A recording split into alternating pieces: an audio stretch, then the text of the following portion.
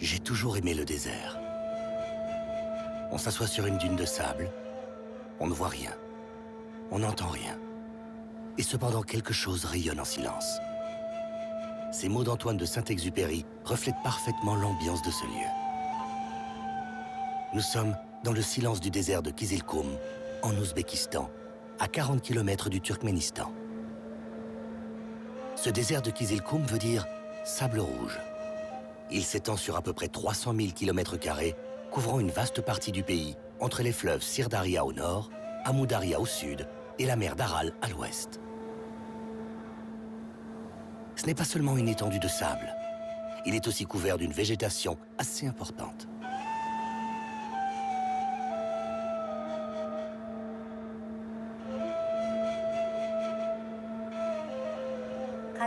Ici, nous retrouvons les vestiges de l'ancienne ville d'Ayaskala. Les ruines de cette forteresse ont été témoins de plusieurs épopées du temps des routes de la soie. Le long de ces routes, le temps s'écoulait autrement. Les commerçants connaissaient des délais de livraison de 3, 4, voire 5 ans. Les courriers atteignaient des destinataires déjà enterrés. Une perception du temps impossible à concevoir de nos jours. Mon mari et moi, nous essayons d'offrir la possibilité aux touristes de retrouver les sensations des caravanes du désert en effectuant des méarrêts de quelques jours autour de notre campement de yourte. Nos visiteurs peuvent également vivre l'expérience unique de passer une nuit dans notre désert en dormant dans une yourte typique du temps de nos héros nomades. Le chameau. S'il n'avait pas existé, l'Europe aurait sûrement dû attendre quelques siècles de plus pour connaître la soie chinoise. Les routes de la soie doivent beaucoup à ce quadrupède royal et infatigable. Sa résistance et sa capacité à porter de lourdes charges permit aux commerçants de traverser les déserts les plus inhospitaliers et les plus hauts cols de montagne. De nos jours, même si elle est moins mercantile, cette tradition de longs voyages dans cette région du monde se poursuit. Comme pour Étienne et Lauriane, deux jeunes aventuriers français qui ont décidé d'entamer le long périple sur ces routes mythiques. Dans notre voyage nomade qu'on a commencé en Chine et qui nous amènera en Europe en suivant une des routes de la soie, on se retrouve dans ce beau désert qu'on a traversé d'abord en voiture. Ça nous a permis de jauger un peu l'ambiance qui est assez aride, sèche. Et le soleil tapait assez fort aussi en journée. Et puis là, on se retrouve vraiment au cœur de ce désert, à la citadelle d'Ayaskala, où on va essayer de passer une nuit à la Belle Étoile, et parmi les fantômes des rois morts de la citadelle.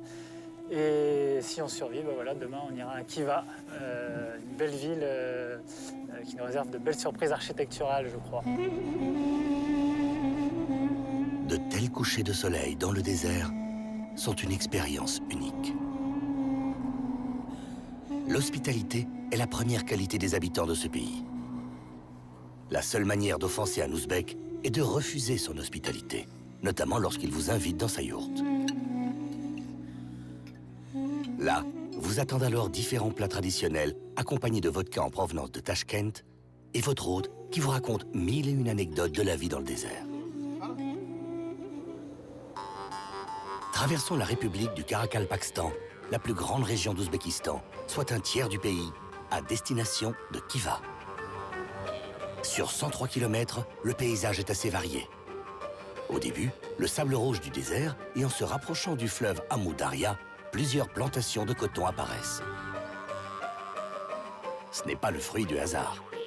L'Ouzbékistan était le plus grand producteur de coton de l'Union soviétique. Aujourd'hui, il produit encore les 3/4 du coton de l'Asie centrale et reste le 5e producteur mondial.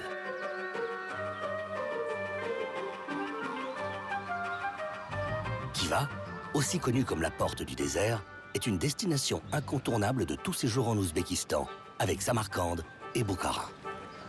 Cette ville a plus de 2500 ans d'histoire.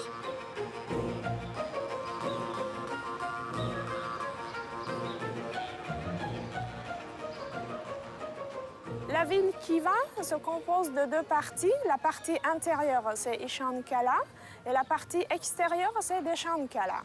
La ville intérieure est cernée par un mur d'enceinte en pisé, plus de 2250 mètres de long et 8 mètres de haute, 6 mètres de son épaisseur. 6 mètres d'épaisseur, les remparts. Et les 4 portes de la ville sont orientées vers les 4 côtés du monde. Khiva était l'une des plus anciennes villes de la route de la soie. Durant la période prospère du Khorezm, c'était un des plus grands lieux de commerce international, un véritable carrefour de la route de la soie. Les marchands venaient des 4 coins du monde, d'Afar, de la région de la Volga, d'Inde ou encore d'Iran. Ils se retrouvaient ici pour faire du commerce et continuer leur route vers le Moyen-Orient ou le Turkestan de l'Est et la Chine. Depuis Khiva, il y avait des routes vers la Mongolie, vers Saksan, une ville marchande à l'embouchure de la région de la Volga, à travers les steppes polossiennes. Et les produits échangés se retrouvaient alors en Russie, voire même jusqu'en Europe.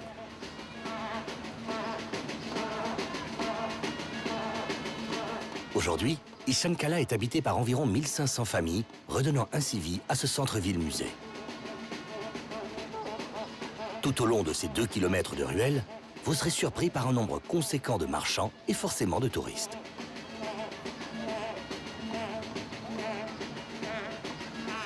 Des activités inattendues peuvent avoir lieu, comme ce spectacle de cirque acrobatique, rappelant ainsi l'héritage soviétique de la ville de Khiva.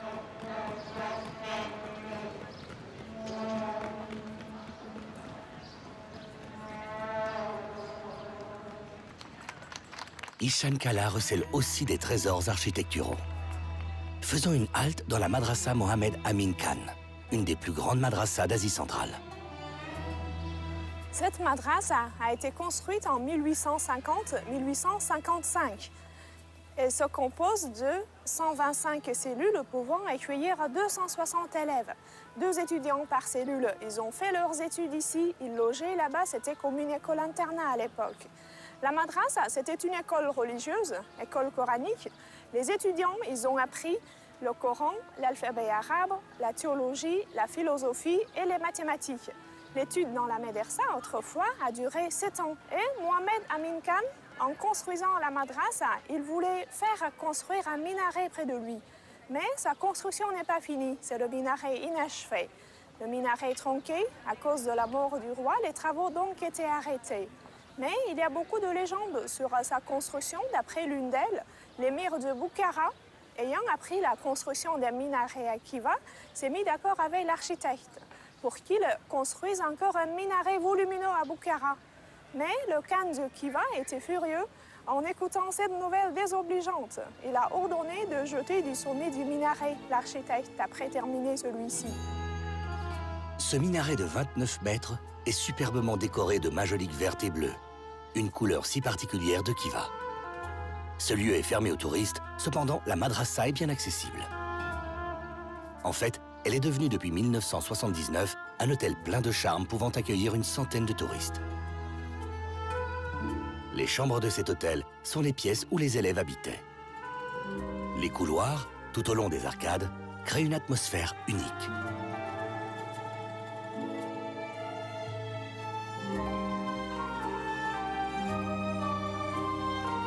Un autre lieu de passage obligatoire à Khiva est le palais de Tosh-Ovli, le palais en pierre. Érigé en 1838 sous le règne du khan de Khiva, il a été construit en forme de labyrinthe et se compose de 165 pièces. On est dans le harem. La partie sud est occupée par 5 auvents. Le premier était destiné pour le khan et les 4 autres pour les 4 femmes officielles du roi. Juste en face, nous retrouvons des autres habitations où vivaient les proches, les serviteurs et les concubines.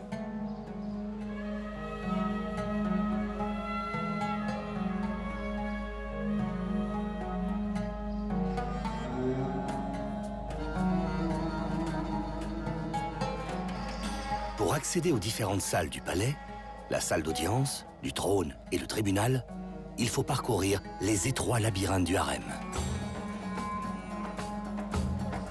L'ensemble de ces salles fut décoré par les meilleurs artisans de l'époque. Et nulle partie de la construction ne semble avoir échappé à leur talent. Grâce Grâce à la route de la soie, l'histoire a placé Khiva à l'origine de plusieurs métiers artisanaux. Parmi les métiers qui y ont vu le jour, une place importante revient à l'ébénisterie. Le grand-père de mon père était charpentier. C'est un métier très ancien ici à Khiva. C'est une tradition chez nous. Nous avons toujours beaucoup de travail. Nous faisons des portes, des supports pour le Coran et aussi beaucoup de colonnes qu'on peut même retrouver dans nos mosquées ici à Khiva. Un autre trésor de la route de la soie est le tapis ouzbek. Tisser un tapis ne s'improvise pas. La méthode est le fruit du labeur et de la créativité de générations d'artisans. Tous les tapis sont fabriqués à la main, un travail exigeant et méticuleux. Mais que se passe-t-il avant de tisser un tapis? Dans nos jours, en Ouzbékistan, il y a des fermiers qui s'occupent de l'élevage de vers à soie et qui va avoir bien sûr chaque année des récoltes comme ça. Et après le cocon, c'est la partie de filage. La soie devient comme ça. Généralement, c'est pour les couleurs, on utilise des choses tout naturelles. Par exemple, pour cette couleur, on utilise peau de l'oignon et feuilles de mûrier.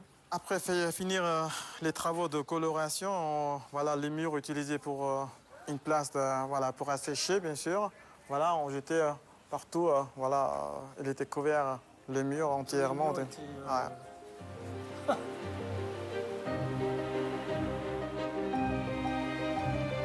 À quelques kilomètres de Khiva, grâce à la rivière Amou Daria, on trouve plusieurs lacs artificiels. Un paysage atypique dans ce pays. Ceux-ci avaient comme vocation première d'être des réservoirs pour l'industrie cotonnière, mais ils ont retrouvé une nouvelle fonction. Espaces de détente et fermes d'aquaculture s'y côtoient, permettant ainsi de manger du poisson frais dans un pays au climat semi-aride. Le chef Alisher s'installe, allume le feu et prépare de façon simple et la plus naturelle possible le poisson.